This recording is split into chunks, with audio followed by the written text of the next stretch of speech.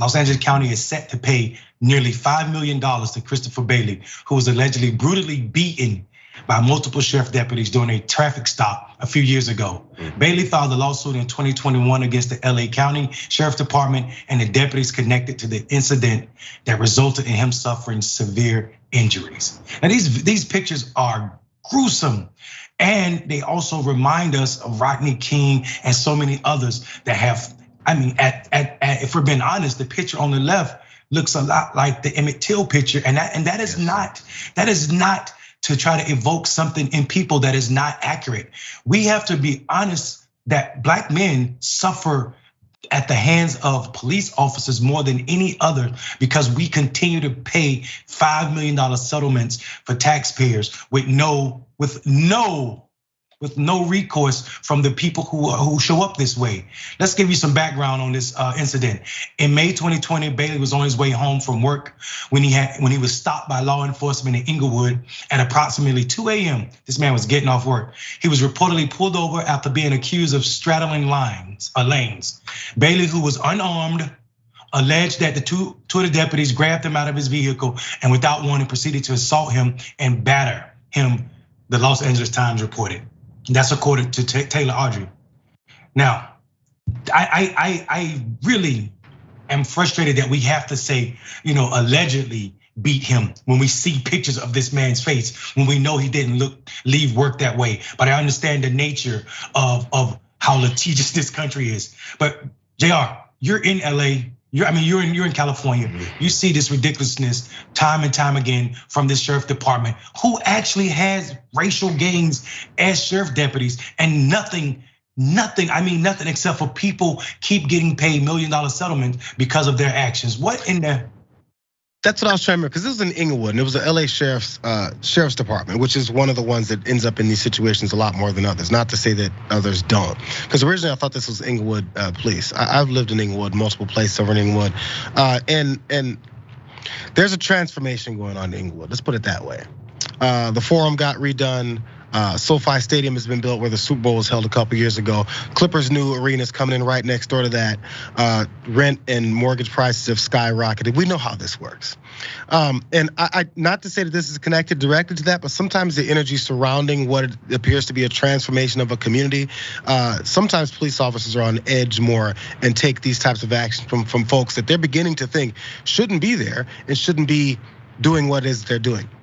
Let's say that Christopher Bailey is the victim's name. Say Christopher Bailey was swerving and missing lines. Maybe it's because he was tired and he was getting off work at 2 a.m. Maybe it's because he was drinking and driving. Not saying that that's what it was, but it doesn't matter what the reason is. What you do when you approach someone is you assess the situation and you handle it. If he's doing something legal, handle it that way. If he's there and he's tired, and he said, "Oh, I'm sorry, officer, I was fatigued, I was tired." Or if he said, "I wasn't doing anything," take care of the situation where it doesn't get to this. What caused you to assault this guy this many times, to this degree, in his face, head, body, anywhere you can get to him, and what did you think was gonna happen afterwards?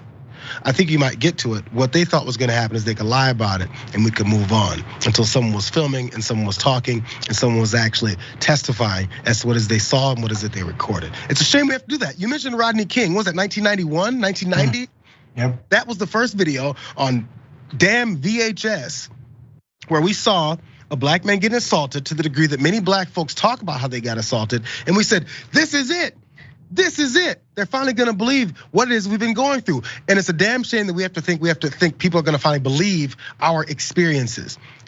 2023, how many years later that we're now seeing next video and the next video and the body cam video and the cell phone video, and we're still having the same disagreements and arguments. Well, what was he doing? Well, why was he in that situation? Well, what did he do towards the cops? I don't give a damn.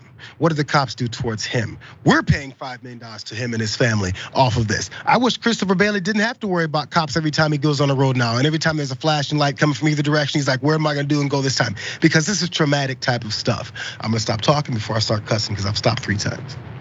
Yeah, but this is one of those situations that evoked that. And listen, it wasn't just those 2 cops. Shortly after that, 4 more deputies also got involved. Lawsuit claimed that he was restrained in a chokehold, punched, shocked, and kicked during the encounter. The outlet reported the incident left him with vision loss, facial injuries, and damaged teeth. I mean, come on, man. According to Bailey's attorney, he sustained 64 to 86 total body and face hits. 64 to 86. He was pummeled in the face approximately 35 to 44 times. This is what Bailey's attorney said. Tony Jayar Miller previously said when announcing the lawsuit to KABC reported, this was just a beatdown. This was a gang-like beatdown of a black citizen. According to the report, the deputies involved were not charged. However, earlier this week, the county's Board of Supervisors awarded Bailey $4.7 million on Tuesday.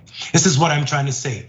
These brothers, I dare call them humans, these brothers in uniform, and they're brothers, not our brothers, they're brothers to themselves, with this code of silence, just come in. If 2 beating him was not enough, 4 more join, and they hit this man somewhere between 68 and 84 times, mostly to his face, causing vision loss and broken teeth. What else is it gonna take to say that police is not working? What else is it gonna take to say that we need to end qualified immunity? What else we're gonna say that just because a neighborhood is gentrifying, black people don't immediately become criminal when you were not willing to spend any resources other than on police officers in those communities when they were majority black? $4.7 million again, and nothing happens to these officers. Maybe they get shifted around to a different community or different police department, but they still gonna be in uniform. Or maybe nothing. Or nothing. Sorry to interrupt. No, you're right, go ahead, nothing. We hear a lot of people talk about crime deterrence and things we should do to stop criminals from doing the things they do. That's why they have the 3-strike rule. And if you realize you're about to hit that 3rd strike, you're gonna be in jail for life. Things like that. Crime deterrence. It's always crime deterrence when it comes to people that we only see as criminals. So if you're gonna award $4.75 million to a guy because you nearly killed him, what are we doing about the folks who nearly killed him? If somebody goes and robs a bank, you know what? Here.